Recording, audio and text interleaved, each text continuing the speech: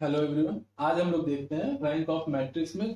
कल हम लोग देखे इंट्रोडक्शन और उसकी कैरेक्टरिस्टिक के बारे में। ठीक है, आज हम लोग देखते हैं कि रैंक हम लोग कैलकुलेट कैसे करते हैं। किसी मैट्रिक्स का रैंक हम लोग एलिमेंट्री ट्रांसफॉर्मेशन की हेल्प से हम लोग किस तरह से कैलकुलेट करते हैं।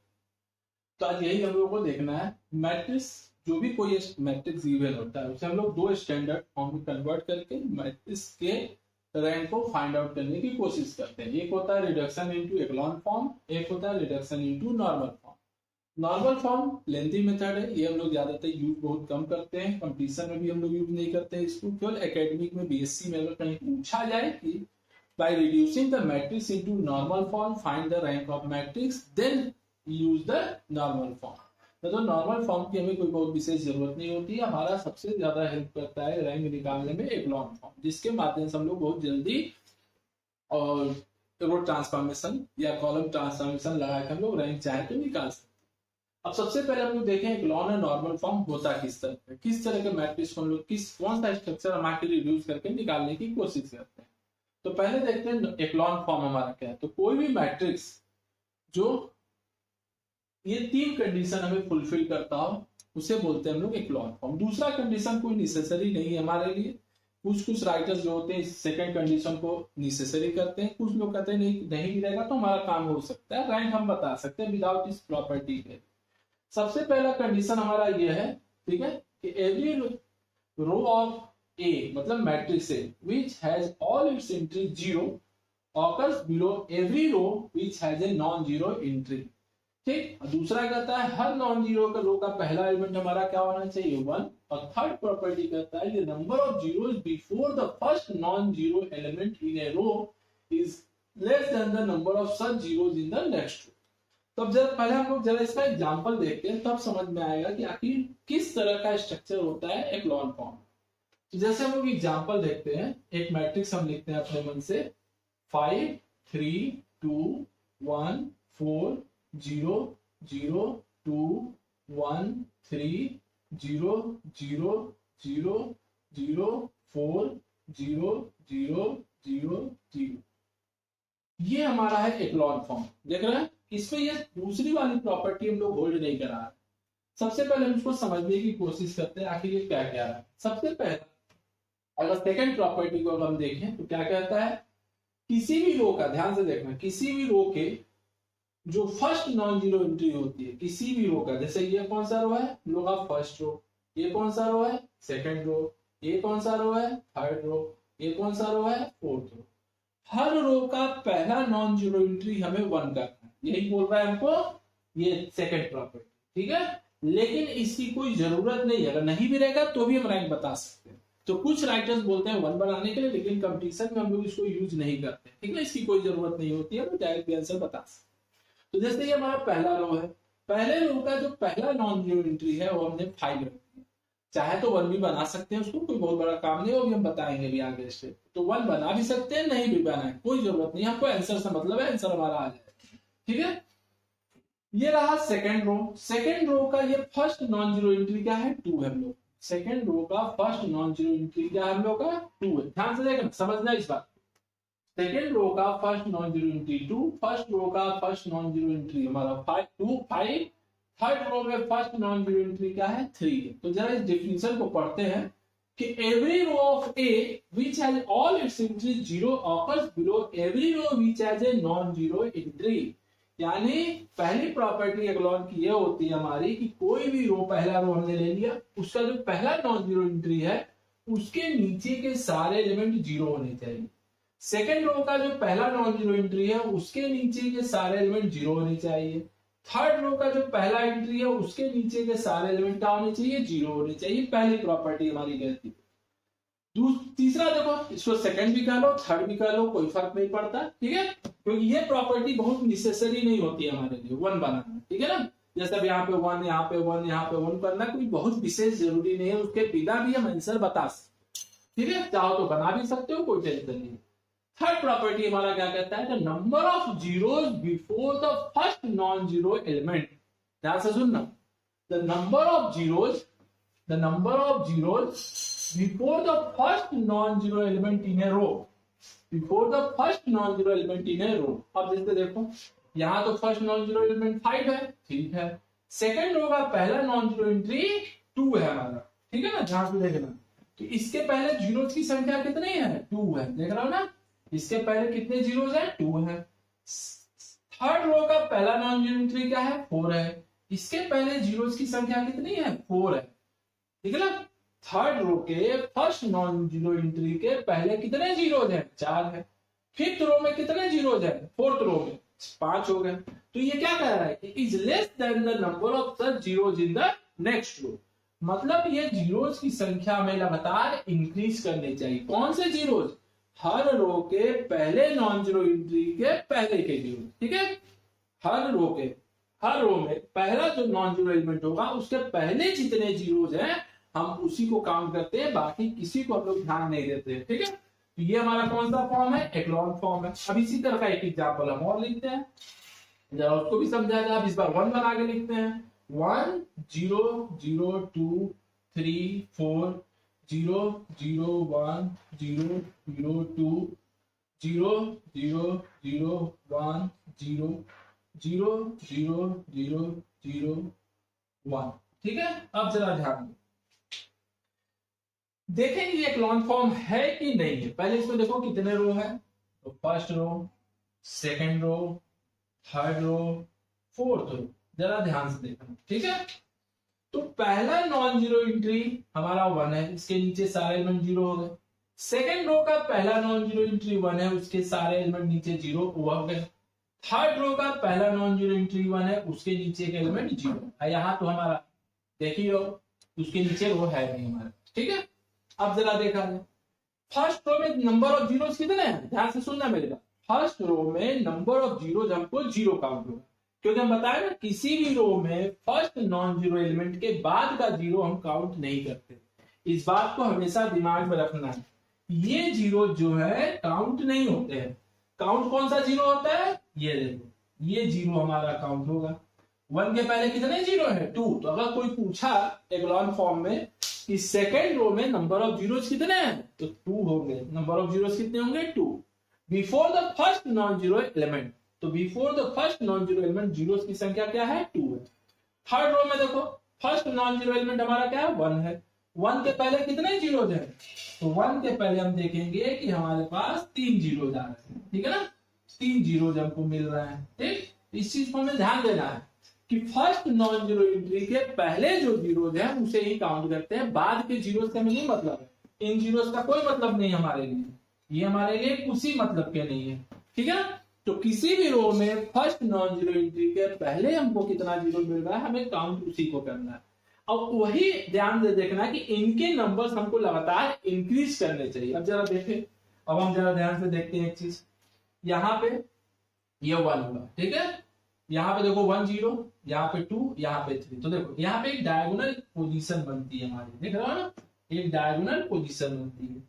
उस डायगोनल के नीचे देखो जीरोस की संख्या लगातार बढ़ रही है, 0 0 0 0 0, ठीक है। तो अगर इस तरह का स्ट्रक्चर दिखाई दे, सपोज दे, ठीक है ना, तो इस तरह का स्ट्रक्चर का दिखाई देता है कि हर रो में number of zeros before the first non zero entry is increasing, then such type of structure is called echelon form of the matrix. ये हमारा echelon form of the matrix हमारा, ठीक है। अब जरा समझाते, तो हम लोग लगभग समझ में आ गई होगी तीनों कंडीशन। तो पहला कंडीशन क्या कहता है, every row of A which has all its entries 0 occurs below every row which has a non-zero entry। तो हर रो का जो पहला नॉन जीरो एंट्री है उसके नीचे के सारे एलिमेंट 0 होने चाहिए, पहला condition.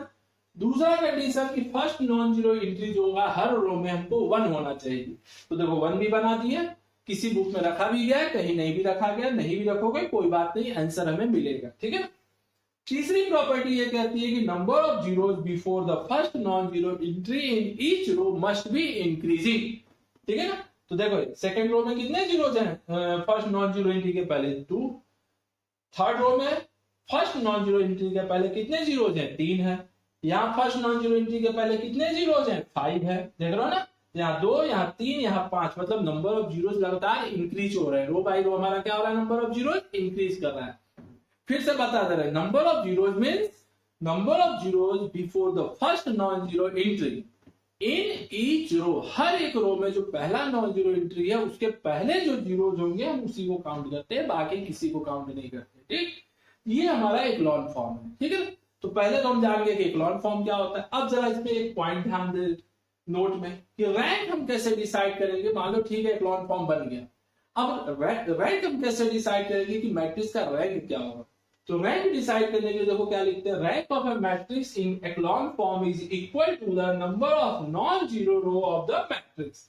Number of non zero row, ध्यान से देखना, non zero row of the matrix. तो जो एक्लॉन फॉर्म हमारा निकलता है उसमें हमको देखना होता है कितने नंबर ऑफ नॉन जीरो रो है। ध्यान से सुनना, नंबर ऑफ नॉन जीरो रो। अब जैसे पहला मैट्रिक्स ध्यान दे, इसमें देखो ये रो जीरो रो है, देखो जिस रो में सारे एलिमेंट जीरो हो जाए दैट इज कॉल्ड जीरो रो। ठीक है, अब बाकी जो बचेंगे वो नॉन जीरो रो। यहाँ पे तीन नॉन जीरो रो है, फर्स्ट सेकंड थर्ड, ये तीन क्या है, नॉन जीरो रो है। तो इस मैट्रिक्स का जो रैंक होगा, इस मैट्रिक्स का जो रैंक होगा वह कितना होगा, 3 होगा। तो इस मैट्रिक्स का रैंक कितना हो गया हमारा, 3 हो गया। ठीक है, ठीक उसी तरीके से अब ये जो दूसरा मैट्रिक्स है इसमें देखें कितने नंबर ऑफ नॉन जीरो रो है। तो पहला, दूसरा, तीसरा, चौथा, चारों के चारों नॉन जीरो रो कहे जाएंगे। ठीक है, नॉन जीरो रो मतलब वैसे रो जो कि which contain at least one non zero element, which contain at least one non zero element. तो देखो यहाँ भी 1 है, यहाँ भी 1 है, यहाँ भी 1 है, यहाँ भी 1 है, मतलब हर रो में नॉन जीरो एंट्री क्या है, हमको एक न एक नॉन जीरो एंट्री उसमें दिख रही है हमको। तो जब एक नॉन जीरो एंट्री दिख रही है तो इसका भी रैंक हमारा कितना हो गया, अगर ये मैट्रिक्स ए है तो इसका रैंक 4 हो गया। मान लो ये मैट्रिक्स ए है, ये भी मैट्रिक्स ए है, तो ऊपर वाले का रैंक 3 और नीचे वाले का rank 4 due to changing in echelon form. अब एक दूसरा एग्जांपल हम लोग देखते हैं इसी तरह का। अब जैसे मान लो सपोज दैट हम लोग एक मैट्रिक्स लेते हैं, अब हम लोग एक मैट्रिक्स लेते हैं कुछ इस तरह का, 3 2 0 0 1 0 0 1 2 3 0 0 1 4 3 0 0 0 0 1। अब इस मैट्रिक्स को ध्यान दो, यहाँ पे कितने जीरो है, 2, यहाँ पे भी कितने जीरो है, 2। ये एक्लॉन फॉर्म नहीं है हम लोग, ठीक है ना, ये एक्लॉन फॉर्म नहीं होगा। रीजन क्या है, सेकेंड रो में कितने नंबर ऑफ जीरो दिख रहे हैं, 2। थर्ड रो में कितने नंबर ऑफ जीरो दिख रहे हैं, 2। ठीक है, मान लो सपोज दैट यहाँ जीरो हम कर भी दिए, अगर मान लो यहाँ जीरो कर भी दिए, तब भी ध्यान दो कि सेकेंड रो के फर्स्ट नॉन जीरो एंट्री के पहले कितने जीरो है, 2। थर्ड रो के फर्स्ट नॉन जीरो एंट्री के पहले कितने जीरो है, 2। तो नंबर ऑफ जीरो क्या हुआ है, does not increase from second row to third row. So this structure is not constructed echelon form. तो ये हमारा जो है एक्लॉन फॉर्म हमारा कंस्ट्रक्ट नहीं करता है, इस बात को दिमाग में, यानी नंबर ऑफ जीरोस का बढ़ना जरूरी है, नेसेसरी है। और भी नंबर ऑफ जीरोस किस तरह से बढ़ने चाहिए, रो बाई रो, यानी फर्स्ट नॉन जीरो एंट्री के पहले जो स्ट्रक्चर होंगे वह हमारा इंक्रीज करना चाहिए। ठीक है, अब इसी तरह की तो हमारा हो गया एक्लॉन फॉर्म। ठीक है, एक्लॉन फॉर्म के थ्रू, यानी एक्लॉन फॉर्म में रिड्यूस करने के लिए किसी भी मैट्रिक्स को हम लोग एलिमेंट्री ट्रांसफॉर्मेशन यूज करते हैं। एलिमेंट्री ट्रांसफॉर्मेशन मतलब elementary row transformation, elementary column transformation. ठीक है ना, दोनों हम लोग यूज करते हैं। अब जरा सा हम लोग देख ले नॉर्मल फॉर्म।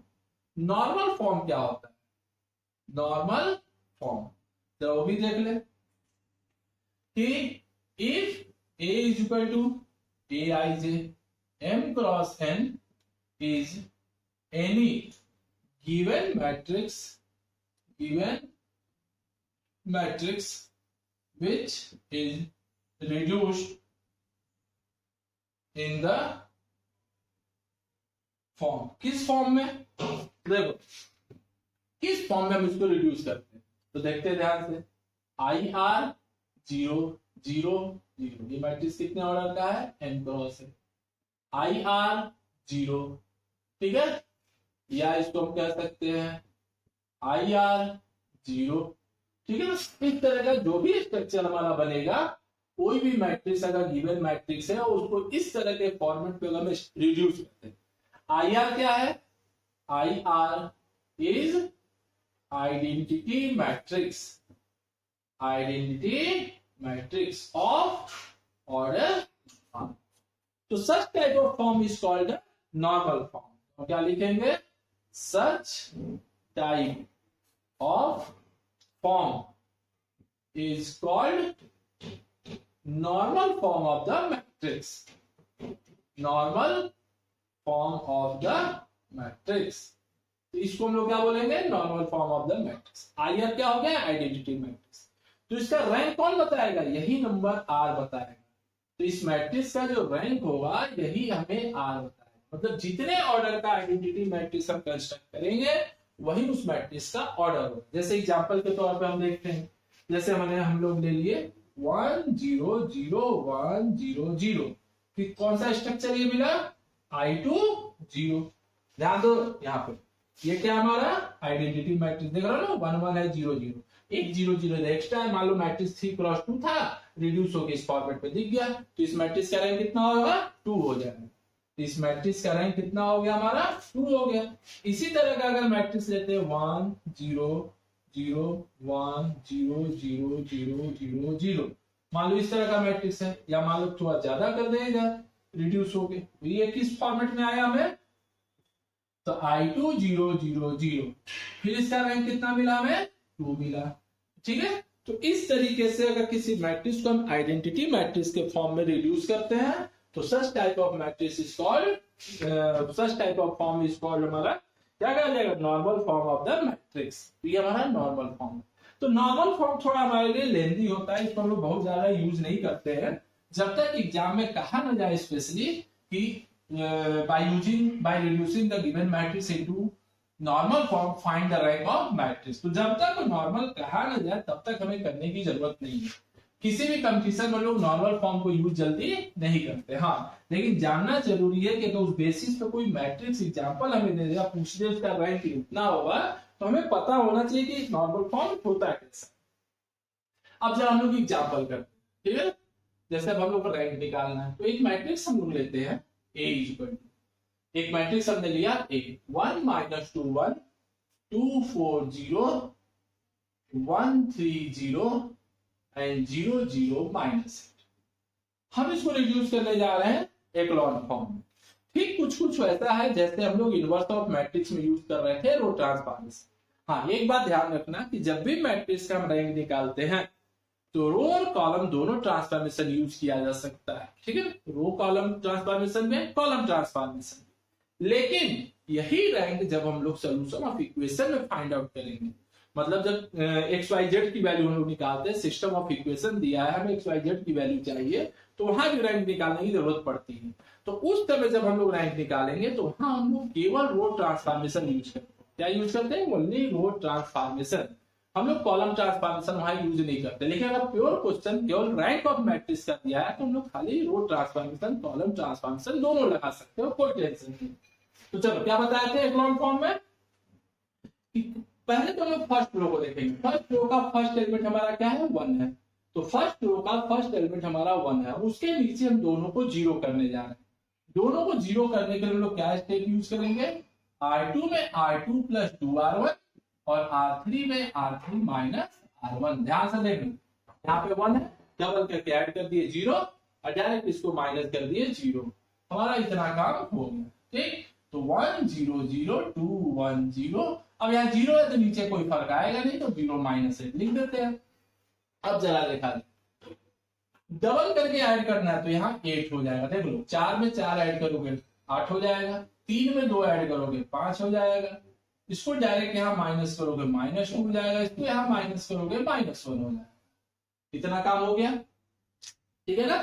अब जरा देखें, अब हम लोग क्या कर सकते हैं, तो हमको क्या करना है, 1 बनाना। जरूरी नहीं कि हम 1 बनाए, बिना 1 बनाए भी हमारा काम हो सकता है। ठीक है, अब हम इस कॉलम को उठा के यहाँ कर दें, फोर्थ कॉलम को उठा के यहाँ कर लो, या डायरेक्ट यहाँ 0 बना सकते हो, वो भी एक तरीका है हमारे पास, कोई बहुत दिक्कत नहीं होगी। ठीक है, तो करना क्या है उसके लिए, तो जरा देखते हैं। ये 8 है, ये 4 है, ठीक, तो ध्यान -2 है, ठीक है ना। तो हम स्टेप लिखते हैं R3 रिप्लेस्ड बाय, ध्यान से देखना, R3 रिप्लेस्ड बाय R3 नहीं R2 + 4R3। ध्यान से देखना, R2 + 4R3, ये R2 है, इसको 4 से मल्टीप्लाई कर दो, यहाँ ऐड कर दो, ऐड करके रिप्लेस किसको करेंगे, थर्ड रो को, सेकंड रो को रिप्लेस नहीं करेंगे, थर्ड को रिप्लेस करेंगे, ठीक है। तो उससे क्या होगा यहाँ 0 हो जाएगा। तो देखो ध्यान से 1 0 0 2 1 0 8 5 0, ठीक है। अब जरा देखो क्या बोले हैं, यहाँ पे 4 से मल्टीप्लाई करना है R3 में और R2 में ऐड कर देना, तो यहाँ 0 हो गया। 4 से मल्टीप्लाई करोगे आएगा -4, यहाँ पे ऐड करोगे हो गया +1, यहाँ 4 से मल्टीप्लाई करोगे यहाँ पे ऐड करोगे तो -32, देख लो आ गया ना। अब देखो यहाँ सेकेंड रो में 1 0, थर्ड रो में 2 0, बन गया ना एक्लॉन फॉर्म। ये हमारा क्या बन गया, एक्लॉन फॉर्म ऑफ द मैट्रिक्स। ध्यान देना इस बात को, ये हमारा बन गया एक्लॉन फॉर्म ऑफ द मैट्रिक्स। तो एग्जाम के लिए हमारा आंसर हो गया, काफी है। ये आंसर हम क्या बताएंगे 2, ठीक है ना, सॉरी 3, 2 बोल रहे 3 आएगा, ठीक है। तो हमको कितने नॉन जीरो रो मिले, फर्स्ट सेकेंड एंड थर्ड, तो 3 नॉन जीरो रो हमें मिल रहा है। तो 3 नॉन जीरो रो मिलने के चलते मैट्रिक्स का रैंक कितना हुआ, 3 आ गया हम लोग को। हाँ, अब इसको 1 बनाना कोई मेरे लिए बहुत जरूरी नहीं है, हमको आंसर चाहिए, मिल गया कंपटीशन के लिए। हाँ, अगर एग्जाम में तुमको 1 बनाने का ही मन है तो करना कुछ नहीं है, बस R2 में उठाओ, R2 में 1/8 R2 कर लो, तुम्हारा बन गया यहाँ भी 1 0 0 2 1 0 1 5/8 0 0 1 -32 आ गया ना। ये भी 1, ये भी 1, ये भी 1। हर रो का पहला नॉन जीरो एंट्री क्या दिख रहा है, 1 है। तो इसका मतलब इस मैट्रिक्स का रैंक कितना मिला, 3। क्यों 3 मिला, क्योंकि नंबर ऑफ नॉन जीरो रो हमको 3 दिख रहा है, ठीक है ना, साफ साफ 3 दिखाई दे। तो आंसर यहां भी बता सकते हो, कोई टेंशन वाली बात नहीं है। लेकिन अगर एकेडमिक का क्वेश्चन करते हो, सब्जेक्टिव क्वेश्चन आता है, तो यहां तक पहुंचा दोगे तो ज्यादा बढ़िया है। लेकिन आंसर बताने के लिए स्टेप हमारे लिए काफी है। देख रहा हो ना, 2 स्टेप में हमारा आंसर मिल गया रो ट्रांसफॉर्मेशन के हेल्प से। यही अगर हम लोग डिटरमिनेंट से करते हैं तो क्या करते हैं, 3x3 का यहाँ डिटरमिनेंट बनाते हैं, माइनर बनाते हैं हम लोग को, टोटल 4 बनते हैं। तो चारों को बारी बारी से चेक करना पड़ता है। अगर मान लो पहला निकालते हैं, पहला ही नॉन जीरो आ गया, चलो आंसर हमारा हो गया 3, तो भी एक तरीका है। लेकिन डिटरमिनेंट से बेस्ट मेथड ये एक्लॉन फॉर्म पड़ता है। एक्लॉन फॉर्म में अगर यूज कर लोगे क्वेश्चन को तो ज्यादा बेटर है। अब जरा देखो, हमने एक्लॉन में तो चेंज कर लिया, अब जरा इसको नॉर्मल में चेंज करेंगे, देखें कि नॉर्मल में कैसे रिड्यूस होता है। तो जरा देखो यहाँ पे, यहाँ 1 दिख रहा है, तो 1 से इस 2 को 0 कर देंगे, ठीक है ना। 1 से इस 2 को 0 करेंगे, इस 1 को 0 करेंगे, कैसे, तो देखो यहाँ पे C2 में C2 - 2C1 और C3 में C3 - C1। तो देखो क्या आ गया यहाँ पे 1 0 0 0 1 0 0 5/8 1 एंड 0 0 -32। तो यहाँ दोनों 0 हो गया हम लोग का, देख लेना ध्यान से। अब इस 1 से इसको 0 बनाते हैं, ठीक है ना। अब इस 1 से इसको 0 बनाते हैं, तो C3 में C3 - 5/8 C2 कर दो, तो कितना आ गया 1 0 0 0 1 0 0 0 1 0 0 -32 आ गया, -32 हम लोग का, ठीक है ना। ध्यान से देखना, ठीक है। तो ये हमारा इतना 0 बन गया। अब एक स्टेप और बचा इसको 0 करने के लिए। अब हम लोग क्या लिखेंगे, तो देखो यहाँ पे C4 में C4 + 32 C3, यहाँ पे 32 से मल्टीप्लाई करके यहाँ जोड़ देते हैं, तो कितना आ गया 1 0 0 0 1 0 0 0 1 0 0 0। तो कौन सा स्ट्रक्चर दिखा हमें, I3 0 का फॉर्मेट दिख रहा है ना। तो ये हमारा है नॉर्मल फॉर्म में रिडक्शन, ठीक है। तो देख रहा हो ना, तो 1 2 3 स्टेप फालतू जा रहा है हमारे। तो कभी भी कंपटीशन में हम लोग नॉर्मल फॉर्म को यूज नहीं करते हैं, ठीक ना। इस बात को दिमाग में रखना है कि नॉर्मल फॉर्म कभी भी हम लोग कंपटीशन में कोशिश भी नहीं करेंगे कि नॉर्मल में रिड्यूस करें। हम लोग को एक्लॉन बेस्ट मेथड होता है, 1 से 2 से 3 स्टेप में हमारा आंसर दिख जाएगा यहाँ पे हमेशा कितना रैंक आने वाला है, ठीक है ना। 1 भी बनाने की जरूरत नहीं, बस यही पे आंसर हमें साफ साफ दिख रहा है कि यहाँ number of zero 1 and number of zeros 2। number of zeros क्या है, increasing from second to third step, मतलब सेकंड टू थर्ड रो, ठीक है। और number of non zero row कितने दिख रहा है, 3, मतलब इसका रैंक हो गया 3। नंबर ऑफ नॉन जीरो रो बताता है कि मैट्रिक्स का रैंक कितना है। तो बेस्ट मेथड होता है कि हम लोग क्वेश्चन को एक्लॉन में ही कन्वर्ट करें। एक आध क्वेश्चन हम नॉर्मल में भी बताते रहेंगे सब्जेक्टिव एग्जाम के लिए, लेकिन कोई मतलब नहीं है इसको जानने का। बहुत सिंपल स्टेप होता है, 1 बना लिया, 1 से इन सबको 0 करो, इस 1 से इन सबको 0 कर दो, इस 1 से बगल वाले को 0 कर दो, सिंपल 3 स्टेप में क्वेश्चन बन जाएगा। अगर 3 3 रो वाला मैट्रिक्स है, तो 4 रो का तो एक स्टेप और बढ़ेगा हमारा। तो ये रहा हमारा आंसर 3 आ गया। अब इसी तरह एक दूसरा प्रॉब्लम हम लोग लेते हैं, जरा सा कुछ ऐसा प्रॉब्लम हम लोग करते हैं इक्लोन फॉर्म में रिड्यूस करके, कि किस तरह से हम लोग क्वेश्चन को सॉल्व करेंगे, रैंक निकालेंगे जल्दी से जल्दी। तो हम लोग इसको इसी पे प्रैक्टिस करेंगे। जरा दूसरा एग्जांपल हम लोग लेते हैं। जैसे एक मैट्रिक्स हमने लिया 1 3 5 4, ठीक है, फिर 0 -2 -2 -2, फिर ले लिए -5 1 -9 4, फिर ले लिए 6 2 14 8। अब जरा इस मैट्रिक्स का हम लोग रैंक निकालते हैं।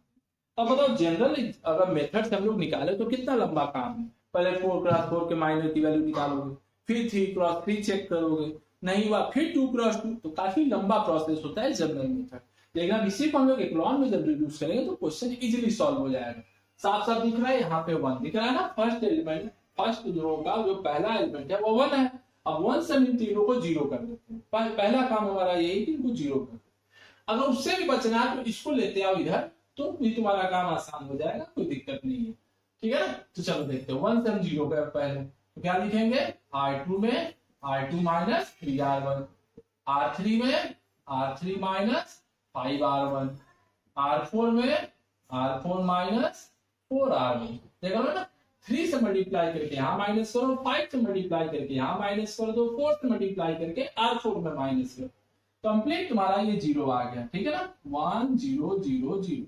हमेशा सिंबल इसी का लगाएंगे। ये क्या है, this represent the both the matrix are equivalent. Equivalent means rank of both the matrix are same, मतलब रो ट्रांसफॉर्मेशन या कॉलम ट्रांसफॉर्मेशन लगाने से मैट्रिक्स के रैंक पे कोई फर्क नहीं पड़ता। अगर दो मैट्रिक्स ऐसे हो जिनका रैंक सेम है तो both matrix are said to be equivalent and their symbol is this, ठीक है। तो ये हमारा सिंबल हो जाएगा। तो 0 -2 -2 -2 -5 6। अब जरा देखें, तो 3 से मल्टीप्लाई करके माइनस करना है, तो यहाँ हो गया 16। 5 से मल्टीप्लाई करके माइनस करना है, तो 25 में से 9 जाएगा 16। अब इस पे 4 से मल्टीप्लाई करके माइनस करना है, तो 20 4 24 आ गया। अब देखो यहाँ पे 3 से 6 में 3 से मल्टीप्लाई करो, 18 को यहाँ माइनस करो, तो -16। फिर यहाँ पे 5 से मल्टीप्लाई करो, 30 14 में 30 माइनस कर दो, तो कितना आ गया -16। अब इस पे 4 24, 8 में से 24 घटा दोगे तो 8 -24, तो ये भी आ जाएगा हमको -16, ठीक है ना। अब चलो, अब जरा ध्यान दो, यहाँ पे 24 दिख रहा है, ये सही है ना कैलकुलेशन हम लोग का। 5 से मल्टीप्लाई कर रहे हैं, ठीक है, कितने से 4 से, 20 हुआ, 20 4 24, -5 वहां पे था, चलो ठीक है कोई बात नहीं, ठीक। अब जरा इसको हम लोग सिंप्लीफाई करें, कितना, अब इसको देखो, अब यहाँ क्या साफ साफ दिख रहा है -2 है ना, इसको यहाँ घटा दो, यहाँ घटा दो, दोनों 0 हो जाएंगे, तो सिंपल है। तो R3 में लिखेंगे R3 माइनस R2 और R4 में लिखते हैं R4 माइनस R2। तो जरा देखें कितना मिला है, 1 0 0 0 0 -2, देखो यहाँ 0 0 0, यहाँ हो गया -5 एंड 6, ये हो गया 16 -16, ये 0 ये 0 ये 0, ये कितना हो जाएगा 8 हो जाएगा, ठीक है ना। कुछ लग रहा है कैलकुलेशन मिस्टेक है, हमको नहीं लग रहा है कि यहाँ पे 24 आना चाहिए, ठीक है ना। कुछ हाँ देखो यहाँ पे -4 है, ठीक है ना। तो -4 अगर है तो यहाँ कितना आएगा, 4 से मल्टीप्लाई करो 20, अब 20 में से 4 गया 16, तो यहाँ भी हमारा क्या आ जाएगा 0, ठीक है ना। हम कहना कैलकुलेशन थोड़ा प्लस माइनस उतारने में गलत हो गया है कुछ। तो देखो यहाँ पे अब क्या दिखा, ये रो हमारा क्या है 0 रो, ये रो क्या है हमारा 0 रो, ठीक है। तो जब अब इसमें ये मत देखना कि हम 0 बढ़ रहे हैं कि नहीं बढ़ रहे, अब भाई मैट्रिक्स में कॉलम ही नहीं तो हम 0 कहां से बढ़ाएंगे, तो यहाँ भी 4 0, यहाँ भी 4 0, यहाँ पे 1 0, तो ये हो गया echelon form. Number of non zero कितने हैं, 2 है। Number of non zero row कितने हैं, 2 है। तो इस मैट्रिक्स का रैंक कितना है हमारा, इसका रैंक हो गया 2। देख रहे हो कितना आसान काम है इक्लोन फॉर्म से। अब बताओ इस मैट्रिक्स का अगर जनरल मेथड से रैंक निकालते हैं तो क्या करते हैं, 4x4 है, पहले इसको सिंप्लीफाई करते हैं, फिर 3x3 के देख लो अच्छा खासा इसमें बनेगा, जब इसको हटाओगे तो 4 बनेंगे, इसको हटाओगे तो 4 4 4, टोटल 16 माइनर बनेंगे 3 क्रॉस 3 के। अब सबको बैठ के हमको सॉल्व करना पड़ जाएगा, तो अच्छा खासा लेंदी प्रोसेस है ये हमारे लिए, ठीक है ना। इसलिए echelon form is the best method. देखो एक स्टेप 2 स्टेप में आंसर दिख गया हमको। रैंक कितना रैंक आ रहा है? 2 आ रहा है, साफ साफ दिखाई दे रहा है आंसर हमें कितना मिलेगा। अब इसी तरह एक क्वेश्चन और हम लोग सिंप्लीफाई करते हैं, ठीक है। दूसरा एग्जांपल लेते हैं। a इज इक्वल टू, देखो 2 4 1 1 -2 2 -1 -2 0 0 0 1 6 2 3 2। देख रहे हो, ये हमने लिया। अब जरा इसको सिंप्लीफाई करें। पहला काम तो हम ये करते हैं कि इस कॉलम को यहां बुला देते हैं, कर ले, ज्यादा आसान पड़ेगा, कैलकुलेशन हमें नहीं करना पड़ेगा। तो C1 को C3 से रिप्लेस कर दिए, तो यहाँ आ गया 0 0 1, यहाँ हो गया -2 2 -1 -2, यहाँ हो गया 2 4 1 1 एंड 6 2 3 2। अब ये 1 यहाँ पे पहुंचा देते हैं, ठीक है ना। R1 को R4 से इंटरचेंज कर देते हैं, तो 1 -2 1 2 एंड ये वो चलाएगा लास्ट में 0 -2 2 6, ठीक है। अब बीच वाला दोनों वैसे ही लिख दो, 0 2 4 2 0 -1 1 3। देखो एक काम हमारा हो गया। पहले रो का पहला नॉन जीरो एंट्री हो गया, उसके नीचे सारा एलिमेंट 0। अब यहाँ पे 2 दिख रहा है, अब इसके नीचे सबको 0 करना। अब उसके नीचे 0 करने के पहले इसको ऊपर कर ले, तो आराम से हमारा 0 हो जाएगा, नहीं तो परेशान करेगा थोड़ा सा, ठीक है। चाहो तो डायरेक्ट कर भी सकते हो, कुछ है नहीं बहुत विशेष। देखो R2 में क्या करें, 1/2 R2 कर दे, और R3 में भी 1/2 R3 कर दे। इससे क्या होगा, हमारा थोड़ा सिंपल हो जाएगा कैलकुलेशन। 0 -2 1 2, अब यहाँ 2 से 1 2 1 हुआ, यहाँ पे देखो -1 1 3 हो गया, यहाँ पे देखो कितने से डिवाइड किया, 2 से, तो -1 1 एंड 3 हो गया, ठीक है ना। ये हमारा मिल गया 1 -2 1 2 हमको मिल गया, ठीक। अब जरा इसको देखें, अब ये 1 दिख रहा है ना, अभी उस 1 से नीचे दोनों 0 करते हैं, ठीक। तो देखो यहाँ पे क्या लिखेंगे अब हम लोग, देखो यहाँ पे R3 में R3 प्लस R2 और R4 में R4 प्लस R2, तो कितना आया हमको 1 0 0 0 -2 1 0 0 1 2 2 1। अब देखो इसको यहाँ ऐड करना है, तो 3 हो गया 3 हो गया, इसको यहाँ ऐड करना है तो 4 हो गया 4 हो गया। अब देखो साफ साफ दिख रहे हो, चाहो तो यहाँ भी आंसर बता सकते, कुछ करना नहीं है। देखो ये जो माइनर है क्या है, इक्वल टू 0 है, ठीक है ना, इक्वल टू क्या है 0 है। तो हम यहाँ एक स्टेप फुलफिल कर ले, कोई दिक्कत नहीं है। R4 माइनस R3, तो कितना आया 1 0 0 0 -2 1 0 0 1 2 3 0 2 1 4 0। ये हो गया कितना, number of non zero row is equal to 3। तो इसका मतलब ये हो गया कि मैट्रिक्स का रैंक हो गया हमारा 3। देख रहे हो ना, ये कौन सा रो है हम लोग का, ये देखो ये हम लोग का 0 रो है, दिख रहा है ना, ये हमारा 0 रो है, इसमें सारे एलिमेंट 0 है, बाकी उसको छोड़ के जो बच गए वह सब क्या है, नॉन जीरो रो है। मतलब मैट्रिक्स में कितने नॉन जीरो रो दिख रहे हैं, 3, तो रैंक कितना हो गया 3 हो गया हमारा, ठीक है ना। अब इसी तरह कुछ और भी क्वेश्चन हम लोग कर लें, क्योंकि मेरी प्रैक्टिस करनी है क्वेश्चन की एक्लॉन फॉर्म पे। एक्लॉन फॉर्म में जितना प्रैक्टिस करोगे उतना बढ़िया है, कंपटीशन के लिए भी फायदेमंद है, बाकी के लिए हमको ये बहुत काम देता है ये मेथड, ठीक है ना। तो अब जरा देखते एक आध एग्जाम्पल और देखते हैं। 4x4 पे हम लोग फोकस करेंगे ज्यादातर, ठीक है। थोड़ा सा एक एग्जाम्पल ये करते हैं हम लोग, जैसे देखो ए मैट्रिक्स दिया हम लोग को कितना, ये दिया है 1 2 3 1 -3 -2 -1 4 3, ठीक है। और बी मैट्रिक्स कितना दिया है हम लोग को वो भी देख ले, तो -1 6 5 -2 12 10 एंड -1 6 5।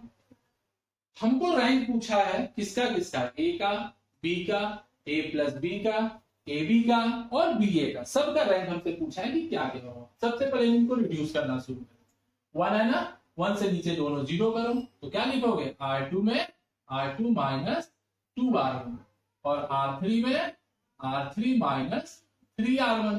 तो कितना आया हमको 1 0 0 1 माइनस। चलो अब डबल करके माइनस करोगे -5, ट्रिपल करके माइनस करोगे तो -5, डबल करके माइनस करोगे 6 और ट्रिपल करके माइनस करोगे 6। जब इस तरह के सेम रो दिख जाए तो तुरंत आंसर 2 बता दो, तुरंत आंसर 2 चाहो तो बता सकते हो। तो रैंक ऑफ ए कितना हो गया 2 हो गया, एक स्टेप में हमको आंसर आ गया। अब जरा इसका देखा जाए, इसमें भी वही काम करते हैं। R2 में लिखेंगे R2 प्लस 6R1 और R3 में लिखते हैं हम लोग R3 प्लस 5R1। ठीक है, तो ध्यान रखो कितना आया -1 -2 -1। अब देखो ऐड करो 0 0, क्या करना है यहाँ पे 6 से मल्टीप्लाई करके ऐड करना है, तो 6 12 12 0 हो गया। 6 से मल्टीप्लाई करके ऐड करना है 0 हो गया। 5 से मल्टीप्लाई करके ऐड करना है 0 होगा। 5 से मल्टी सिंपल है एकदम क्वेश्चन। देख लो दो तो नॉन जीरो रो मिल गया, जीरो रो मिल गया, एक नॉन जीरो रो है, तो रैंक ऑफ बी कितना हो गया हमारा 1 हो गया। देख रहा हो ना, तो ए का रैंक भी मिल गया और बी का रैंक भी मिल गया। अब जरा ए प्लस बी करके देख लें, तो ए प्लस बी जब निकालोगे तो कितना आएगा जरा देखो, ये 0 1 -2 -1, ये हो गया -2, ये हो गया 8, ये हो गया 9, ये हो गया 10, ये हो गया 8, ये हो गया हमारा 8 और ये हो गया हमारा कितना 8। अब जरा देखा इसका भी हम लोग रैंक निकालें, तो देखो सबसे पहले यहाँ नॉन जीरो एंट्री लाना जरूरी होता है, बिना उसके हमारा कोई काम ही नहीं होता। पहले क्या करें, इसको इसी को इंटरचेंज कर लो आपस में, ठीक है, तो इंटरचेंज कर लेते हैं। तो क्या करें R1 को R3 से इंटरचेंज करें, तो देखो कितना मिलेगा R1 को R3 से 8 8 8, यहाँ हो गया 8 9 10 एंड 0 -1 -2, ठीक है ना। चलो अब देखो, अब इसको यहां माइनस कर दो, तो R2 में R2 माइनस R1, देखो कितना आ जाएगा 8 0 0 8 8, माइनस करोगे 1, यहाँ पे -1, यहाँ पे माइनस करोगे 2, यहाँ पे -2। अब जरा ध्यान दो, ठीक है ना, ये रो और ये रो क्या है स्केलर मल्टीपल है, दिख रहा है ना, दोनों क्या है स्केलर मल्टीपल फॉर्म में है। ठीक, तो देखो कुछ कुछ ऐसा दिख रहा है हमको, लेकिन स्केलर मल्टीपल, स्केलर मल्टीपल मतलब ध्यान से देखना, इसको अगर डायरेक्ट यहाँ जोड़ देते दोनों जीरो हो जाएगा, दोनों जीरो हो जाएगा, तो साफ साफ हम रैंक इसका कितना बता सकते हैं a प्लस बी का 2 आ गया, सही साफ साफ दिख रहा है। देखो यहाँ पे अगर R2 को R3 में ऐड कर दोगे तो पूरी वैल्यू 0, तो नंबर ऑफ नॉन जीरो कितने मिलेंगे, यही ना 2 मिलेंगे हमको, सिंपल, ठीक है। तो इस सब चीज को ध्यान देना है, तो कंपटीशन भी हमको काम देगा, रोड ट्रांसफॉर्मेशन बेस्ट मेथड है। ए प्लस बी का रैंक आ गया 2। अब जरा हम लोग देखते हैं ए बी एंड बी ए का रैंक। जरा देखो अब ए बी हम लोग कैलकुलेट करें, पहले ए बी निकालते हैं 1 2 3 1 -3 -2 -1 4 3, ठीक है। अब बी ए लिखो, यहाँ पे बी लिखते हैं -6 5 -2 12 10, ये हो गया -1 6 5। जरा मल्टीप्लाई करते हैं दोनों को, ये हो गया -1 + 6, ये -5, फिर हो गया -2 + 12 -10। देखो कैसे रो बाई कॉलम कर रहे हैं, ठीक है ना, तो फर्स्ट रो थर्ड कॉलम करते हैं, -1 + 6 -5। अब सेकेंड रो फर्स्ट कॉलम करो, -2 -18 + 20, ठीक है। फिर यहाँ देखो -4 -36 + 40, यहाँ देखो -2 -18 + 20। अब यहाँ थर्ड रो का बाई बाई से करते हैं, तो -3 -12 + 15, यहाँ भी देख लो -6 -24 + 30, यहाँ देखो -3 -12 + 15। तो कितना आया ध्यान से देखना, ये आ गया 0 0 0 0 0 0 0 0, मतलब नल मैट्रिक्स। तो नल मैट्रिक्स का रैंक हमने बताया है कि कितना आएगा, रैंक ऑफ ए बी = 0 आ गया, क्योंकि नल मैट्रिक्स का रैंक हमेशा हम लोग क्या बताते हैं 0 बताते हैं, ठीक है। तो एक इकलौता मैट्रिक्स है जिसका रैंक हमको फिक्स है, और आइडेंटिटी मैट्रिक्स का रैंक फिक्स होता है, जानते ही हो। इसी तरह अब बी ए कैलकुलेट करना, तो बी ए में देखो -1 6 5 -2 12 10 -1 6 5, ठीक है। यहाँ हो गया 1 2 3 1 -3 -2 -1 4 3।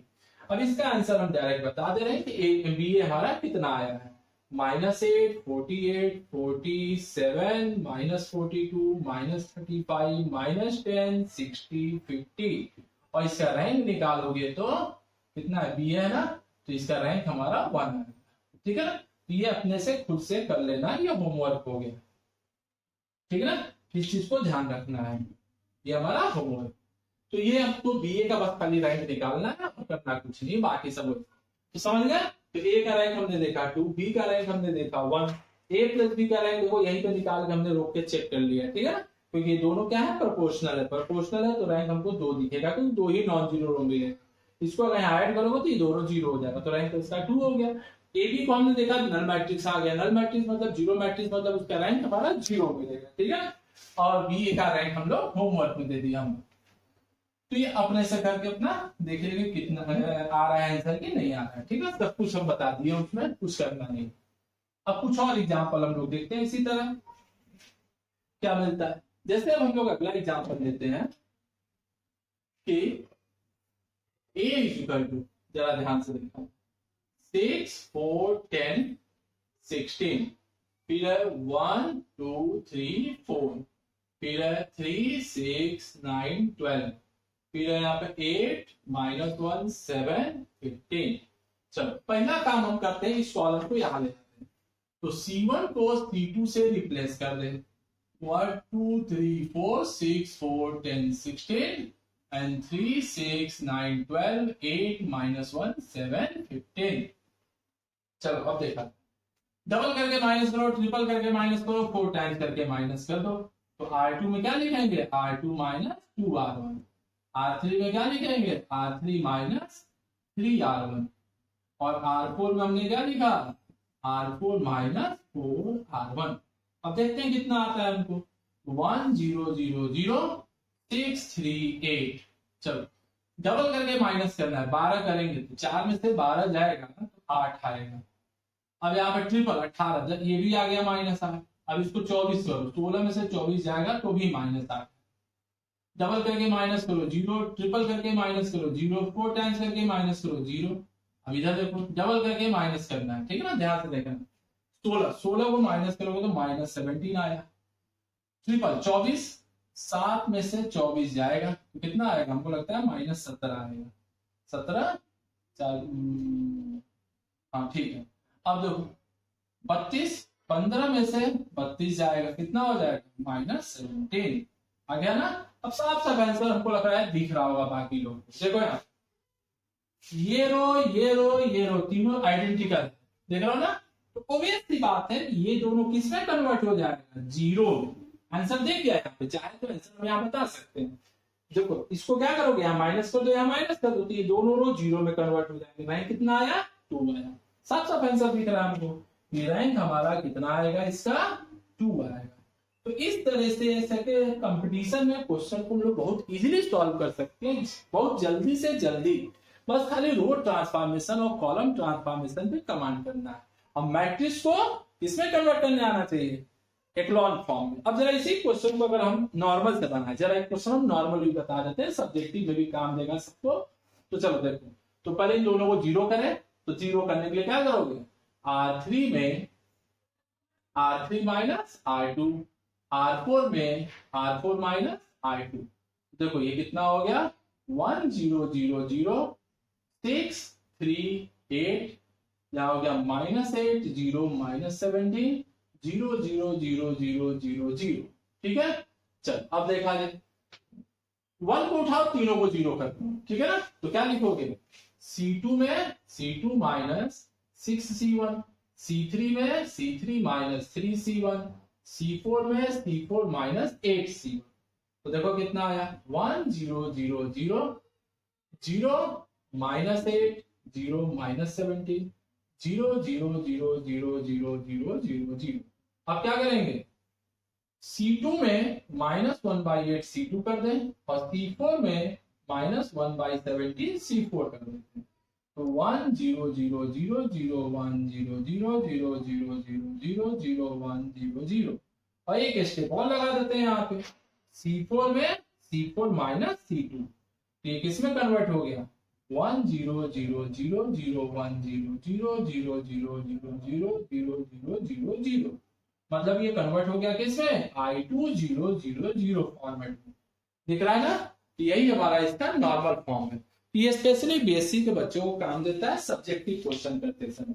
जब क्वेश्चन में ये कहा जाए कि reduce the matrix into normal form and find its rank, तब हमको इसकी जरूरत पड़ती है। नहीं तो कहीं कंपटीशन, कहीं क्वेश्चन ऑब्जेक्टिव बताने में अगर कुछ ना कहे तो हम सीधे इसी मेथड को अप्लाई करें, तुरंत आंसर हमको 2 से 3 स्टेप में मिल जाना है। कितना भी टिपिकल क्वेश्चन आराम से सॉल्व हो जाता है, बस करना यही है स्टेप। हमको जीरो रो निकाल के देखना है कि जीरो रो हमको कितना आता है। नॉर्मल एक्लॉन का स्ट्रक्चर हमको दिमाग में हमेशा होना चाहिए। तो जितना बढ़िया से सकता है, इस पे बस प्रैक्टिस की जरूरत होती है। प्रैक्टिस जितना करो उतना बढ़िया है इसमें। अब जरा देखा जाए इसके आगे कुछ और एग्जाम्पल भी हम लोग देख ले इसी तरह। जैसे एक एग्जाम्पल और है, a इज इक्वल टू 2 0 2 2 2 0 2 2 -1 3 3 5, ठीक है। फिर हो गया 3 4 7 11, फिर हो गया 4 1 5 एंड 6। ये हमारा मैट्रिक्स है। इसका रैंक जरा देखा, सिंपल है। पहले इन दोनों को जीरो बनाते हैं तो क्या लिखेंगे, R3 में R3 minus R1 and R4 में R4 माइनस R1, ठीक है। तो 2 0 0 0 -1 3 4। तो ये सेकंड रो में तो कोई चेंज होगा नहीं, सेकंड में तो कहीं कोई हमने रिप्लेसमेंट किया नहीं है, ठीक है ना। तो चलो माइनस यहाँ पे घटाओ तो ये हो गया 4, इसको यहाँ माइनस करो 4, इसको यहाँ माइनस करो 1, इसको यहाँ माइनस करो 6, इसको यहाँ माइनस करो 7, नहीं 8 3 11 8, और यहाँ पे इसको माइनस करोगे तो 2 मिल गया। चलो 3 4 1 आया तो 4 4 1 आया, 6 8 2 आ गया, ठीक है। तो अब हम देखते हैं कितना आंसर हमको मिल सकता है। तो ये 4 है ना, ये 6 है। चलो देखते हैं, सीधे लिखते हैं R3 रिप्लेस्ड बाय, जरा ध्यान देना इसमें 3 से इसमें 4 से मल्टीप्लाई कर दो, काम आसान हो जाएगा, ठीक है ना, करना कुछ नहीं। तो 3 थोड़ा सा टेढ़ा लगेगा देखने में, लेकिन है बहुत सिंपल। तो देखो 3 R3 करेंगे तो 12 आएगा, और 4 R2 करेंगे तो भी 12 आएगा, ठीक है ना। और दूसरा स्टेप क्या करेंगे, R4 में R4 माइनस 2 I2, ठीक है ना। तो जरा देखो यहाँ पे 2 0 0 0 -1 3 4 3 4 1। चलो अब देखो 12 12 0, यहाँ भी 0, यहाँ देखो 4 है ना, कितने से मल्टीप्लाई करेंगे, 3 से 12 हो गया, यहाँ करेंगे 4 से 16, 12 में से 16 जाएगा, कितना आया -4, यहाँ हो गया 0। अब चलो यहाँ भी वही काम, इधर किए 3 से, इधर किए 4 से, तो -1 आया, यहाँ हो गया 0। देख रहे हो, तो कितना नंबर ऑफ नॉन जीरो दिख रहा है, 1 2 3। तो रैंक ऑफ कितना, ए कितना आ गया, 3 आ गया। तो इसी तरीके से हम क्वेश्चन को चाहे तो 2 से 3 स्टेप में हम आंसर बता सकते हैं। कुछ बहुत बड़ा काम हमारे लिए नहीं, किसी के लिए नहीं है, कोई भी कर सकता है इजीली, ठीक है। तो अब जरा ये देखें, जैसे एग्जाम्पल है हम लोग का, कुछ हम होमवर्क दे देते हैं करने के लिए। 1 1 2 3 2 3 4 7 1 2 3 4 2 2 4 6। इसका रैंक देखना निकाल के, इसका रैंक आएगा हमको 3, ठीक है ना। ठीक उसी तरह एक और एग्जांपल है 3 0 1 3 0 1 0 -2 2 -2 1 0 2 -3 2 -1 1 2 1। इसका रैंक आएगा हमको 4, देख रहे हो ना। तो इस तरीके से ये सब क्वेश्चन करके कमेंट बॉक्स में बता सकते हो क्या आंसर आ रहा है विच सोल्यूशन, ठीक है ना। तो देख के देखना कि इसका रैंक 3 आ रहा है कि नहीं, इसका 4 आ रहा है कि नहीं, इस तरह से हम लोग इसको चेक कर सकते हैं, ठीक ना। ये हम लोग का क्या है, हम लोग के लिए होमवर्क प्रैक्टिस करने के लिए। इसमें रिड्यूस करना है एक्लॉन फॉर्म, एक्लॉन फॉर्म में से आंसर बताना है, बहुत ज्यादा स्टेप नहीं लगाना है, 2 3 4 मैक्सिमम, इससे ज्यादा में हमको सॉल्व करने के, क्योंकि इतने में अगर प्रैक्टिस हम लोग करें तो आराम से इजीली सॉल्व हो जाएगा, कोई बहुत बड़ा काम नहीं है। ये भी देख लेते हैं, 2 क्वेश्चन और है। 2 1 3 6 3 -1 1 3 -1 -2 3 0, ये हो गया -1 -4 -2 -7। इसका रैंक भी आएगा हमको 3। और एक और एग्जांपल है -2 1 1 0 -1 2 0 1 -3 3 1 1 एंड -1 -1 1 -1। इसका रैंक आएगा हमको 2। ठीक है, तो इन चारों का सलूशन निकाल के हमें कमेंट बॉक्स में बताना है कि कितना आ रहा है आप सभी को। ठीक है ना, तब पता चलेगा कि किसकी प्रैक्टिस हुई किसकी प्रैक्टिस नहीं हुई। तो ये हम लोग का रैंक का टॉपिक कंप्लीट हो गया। रैंक हम लोग निकालना भी जान गए, रैंक के बारे में इंट्रोडक्शन भी देख लिए, जनरल मेथड से भी रैंक हम लोग निकाल लिए, माइनर वाले मेथड से भी। माइनर का मेथड हमेशा टफ होता है, लेंदी होता है हम लोग के लिए। अगर मैट्रिक्स का डायमेंशन बढ़ा दे, ऑर्डर अगर बढ़ा दिया जाए, तो माइनर मेथड सब बहुत लेंदी मेथड और हम कभी यूज नहीं करते हैं। वो सिंपल क्वेश्चन के लिए सही है, लेकिन बेस्ट मेथड हमारे लिए यही होता है कि मैट्रिक्स को रिड्यूस कर दे एक्लॉन फॉर्म में, एक्लॉन फॉर्म में रिड्यूस करके रैंक हम लोग इजीली कैलकुलेट कर सकते हैं खूब आराम से। ठीक है, तो नेक्स्ट टॉपिक अब हम लोग देखते हैं सोल्यूशन ऑफ इक्वेशन की। System of equation X Y Z या उससे ज्यादा वेरिएबल का अगर कोई इक्वेशन दिया है तो उसको हम लोग सॉल्व कैसे करते हैं। उसमें भी दो तरह के इक्वेशन है, एक होमोजीनियस एक नॉन होमोजीनियस। तो दोनों के बारे में हम लोग जानेंगे अपन इंट्रोडक्शन में, फिर उसके बाद उसको सिंप्लीफाई करेंगे। उसमें भी रैंक की जरूरत पड़ेगी, बिना रैंक का वो भी सॉल्व नहीं होगा। ठीक है, तो नेक्स्ट क्लास में हम लोग देखते हैं इसके आगे का।